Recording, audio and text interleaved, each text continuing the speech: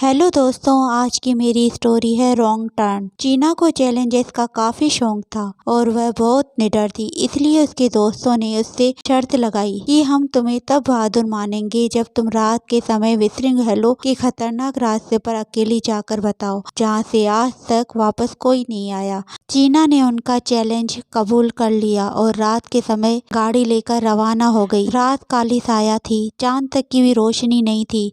चारों तरफ गुप्त अंधेरा था, सिर्फ गाड़ी की हेडलाइट की रोशनी थी। रास्ते पर पड़े अंधेरे को और भी खौफनाक बना रही थी। चीना गाड़ी चला रही थी और इधर उधर देख रही थी। पेड़ों की शाखाएं और उनके पत्ते रात के समय अजीबोगरीब लग रहे थे। हवा की आवाजें रात को और डरावना बना रही थी। ऐसा लग रहा था कि बहुत सारी रूहें आपस में बातें कर रही हो और रास्ता था कि खत्म ही नहीं हो रहा था। अचानक से गाड़ी में रखा हुआ रेडियो बजने लगा, जो काफी समय से खराब था, और उसमें से अजीब सी आवाजें आना शुरू हो गई।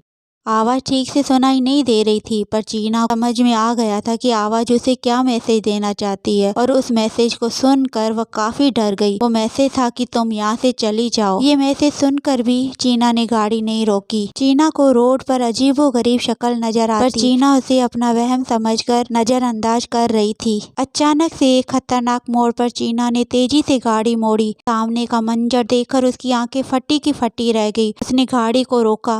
रोड के सामने एक लड़की खड़ी थी, बिल्कुल अकेली। उसके काले काले लंबे बाल उसके चेहरे पर पड़े हुए थे। वो लड़की चीना को घूर रही थी। चीना उसे देखकर काफी डर गई, जैसे उसका खून जम गया हो। चीना ने सुन रखा था कि इस रास्ते पर एक लड़की की मौत हो गई थी। वो जहाँ जाना चाहती थी वहाँ नहीं पहुँच पाई और आज भी उसकी रूह वहाँ पर भटकती है।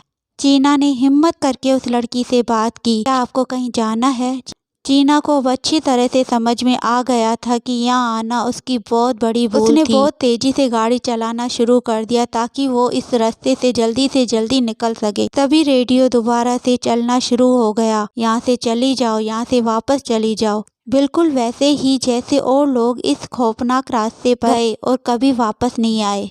और चीना के साथ भी वही हुआ और वह वहाँ से कभी वापस नहीं आई।